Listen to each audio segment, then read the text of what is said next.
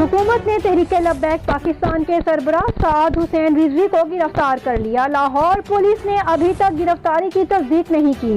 ترجمان تحریک لبیک پاکستان نے گرفتاری کی مذمت کرتے ہوئے کہا کہ حکومتی اوچھے ہتھ کنڈے ہمارے حوصلے پست نہیں کر سکتے اور لانگ مارچ ضرور ہوگا۔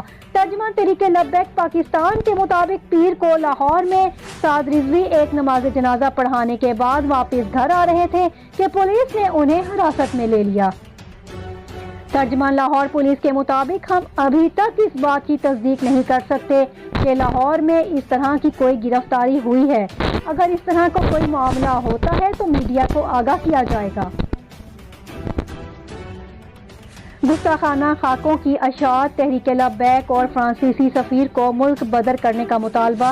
خیال رہے کہ اس سے قبل سعد رضوی نے اعلان کیا تھا کہ حکومت نے فرانسیسی سفیر کے حوالے سے ان وعدوں سے انحراف کیا ہے، جس میں کہا گیا تھا کہ پاکستان فرانس سے تعلقات کا اثر نو جائزہ لے گا۔